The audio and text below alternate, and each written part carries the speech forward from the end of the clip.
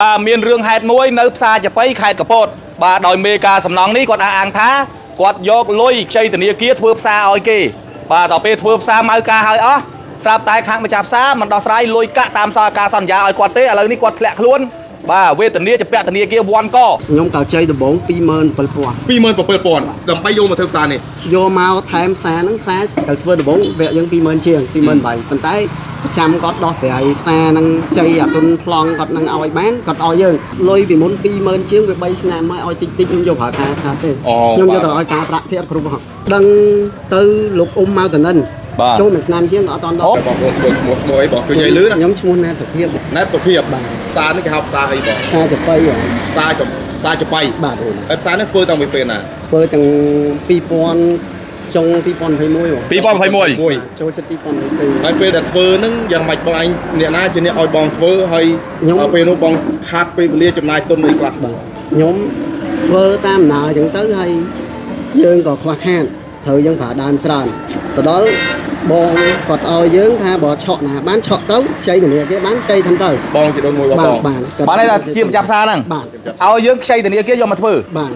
បងឯងក្នុងនាមជាអ្នកមកការសំណង បាទ ទេ មកខាងសំណង ហើយគាត់ឲ្យធ្វើសិនអត់ទៅឲ្យលុ ធ្វើ យ សិនក៏គាត់ថាចាំគាត់ផ្ដាច់ប្លង់ភូមិបានយកទៅផ្ដាច់ប្លង់ផ្សារហ្នឹងខ្ចីធនាគារគាត់ឲ្យ អូចាំបានន័យថាធ្វើសិនទៅចាំពេលធ្វើហើយគាត់នឹងដោះស្រាយជូនលុយកាត់នឹងមកយើងវិញ បាទ ហើយចុះឥឡូវ ឥឡូវគាត់សន្យាខ្ញុំទៅក្រសួងយុទ្ធភ័ពឲ្យខ្ញុំមួយខែ1លានរយៈពេលបាន6ខែគាត់ឲ្យខ្ញុំ 30% ទៅ 40% បាទ ចប់បាន6ខែឡើងគាត់លេងបងយើងរហូត lấy bong là hộtប្រហែលឆ្នាំហើយ ចូលមួយឆ្នាំជាងជិត2ឆ្នាំ មួយឆ្នាំជាង ទៅដល់ខ្ញុំក៏ដឹងទៅលោកអ៊ុំមកតនិន បាទ ចូលមួយឆ្នាំជាងក៏អត់តន់ដល់ អូប៉ណ្ណឹងទៅលោកអ៊ំមកទៅនឹងថាទៅងំខេតកពតណា បាទ បាទឥឡូវបញ្ជាក់សារបានខ້ອຍក្រោយបន្តិច បាទ មូលហេតុអីបានជាយើងហ៊ានទៅខ្ចីធនាគារយកលុយមកធ្វើផ្សារ ជាបង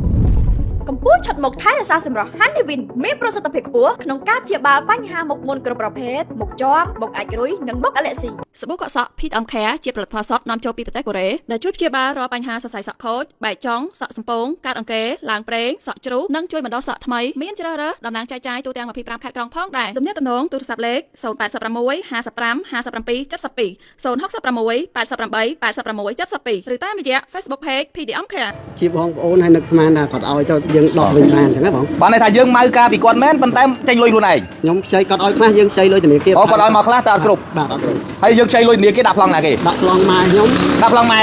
កូនឯងហ្នឹងបាទហើយមកទៀត ហើយឥឡូវខ្ញុំលក់ដីម៉ែហ្នឹងអស់ពីកន្លែងតងធនាគារប៉ុន្តែអត់គ្រប់ទេ លក់ដីម្ដាយដើម្បីសងធនាគារចុងពីកន្លែង បាទចុងគេឡើងគេគិតចុងរហូត អូមានទុកលំបាកអ្មេចខ្លះបានរហូតដល់ហ៊ានសំណុំពរសារព័ត៌មានឲ្យជួយផ្សាយរកយុត្តិធម៌នេះ ខ្ញុំចង់បានតលុយខ្ញុំបានមកវិញអាខាតបងមិនខាតទៅហើយពួកផ្សារគាត់ដំណើរការបើផ្សារគាត់អត់ដំណើរការក៏ខ្ញុំអត់ហើយ ឥឡូវផ្សារខាងស្រាមដៃផ្សារចាប៉ីខាងស្រាមដៃខ្ញុំនេះគេដំណើរការ រហូតមក ផឹកធាក់ មានប្រហែលតូបបង តូបនឹងដូចជា24តូប 24តូបគាត់បានដាក់ជូរដាក់អីឲ្យគេបានជួយចូលរងហើយ ចូលរហូតទាំងខាងហ្នឹងហើយនៅលក់រហូតមក អូប៉ុន្តែគាត់អត់គិតគូជូនបង គាត់ ទេ គាត់យកលុយនឹងគាត់ប្រើការអីផ្សេងយើងពាក់អ្នកគេគាត់ឲ្យតែដើមយើងហើយយើងយកតែចុងទេរហូតឆ្នាំមកហ្នឹងហើយតែអ្នកគេគិតការប្រាក់ឡើង ហើយឥឡូវបងក្នុងអ្វីដែលបងចៃធនាគារមកធ្វើផ្សារនេះបងចៃធនាគារអស់ប្រមាណ ខ្ញុំក៏ចៃដំបង27000 27000ដើម្បីយកមកធ្វើផ្សារនេះ យកមកថែមផ្សារហ្នឹងផ្សារទៅធ្វើដំបងវគ្គយើង20000ជាង28000ប៉ុន្តែចាំគាត់ដោះស្រាយផ្សារហ្នឹងខ្ចីអតុនប្លង់គាត់នឹងឲ្យបានគាត់ឲ្យយើងចាំមួយឆ្នាំហើយចូលមួយឆ្នាំជាងបើគាត់បានលុយហើយគាត់ឲ្យយើង2000ថាបើម្ចាស់មួយទៀតឲ្យ2000គាត់ថាបើមិនយកហើយ បាទ អូគាត់ថាអញ្ចឹងទៀត គាត់ដល់យើងចូលប្តឹងទៅដល់អាជ្ញាធរ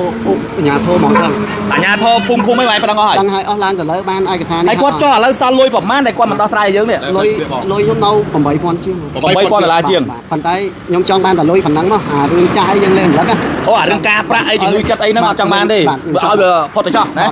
ឥឡូវសំណុំពរមកចាប់ផ្សារចាប៉ីនៅខេត្តកពតនេះសំណុំពរតែសុំតែលុយថ្លៃពលកម្មនិងថ្លៃសម្ភារៈមកវិញណា8100 ចូល8000ជាងបង 8000ជាងណាផាត់កាត់កងឲ្យអស់ក្នុង8000ជាង8000ជាងច្រើនទេសម្រាប់បង ខ្ញុំច្រើនបងព្រោះខ្ញុំបងថាប្រាក់គេវាចូល3ឆ្នាំជាង 3ឆ្នាំជាងនិយាយដល់ថ្នាក់អួលដើមកហ្នឹងដោយថាយើងអស់ឲ្យពីខ្លួនមកតែយកប្លង់ទៅដាក់មកធ្វើផ្សារចុងក្រោយបងប្អូនអ្នកម្ចាស់ផ្សារអត់ឲ្យលុយយើងគ្រប់មានអារម្មណ៍ថាលំបាកខ្លាំងហើយបង អូបាទគាត់ឈ្មោះប្រឈប់ផ្សារឈ្មោះណែតអាតបន្ទាប់មកបងគាត់ឈ្មោះណែតពេជ្រមួយទៀតឈ្មោះណែតអាត អូមកន័យថាការហ៊ុនគ្នា ខ្ញុំអត់ដឹង ប៉ុន្តែបងអត់ចូលហ៊ុនមួយទេ អត់មានចូលហ៊ុន យើងគាត់តែជាងអ្នកធ្វើម៉ៅការទេប៉ុន្តែដោយសារទុកចិត្តពេកទុកចិត្តប្រចាំដីខ្លួនឯងយកមកធ្វើផ្សារឲ្យគេបងមានអ្វី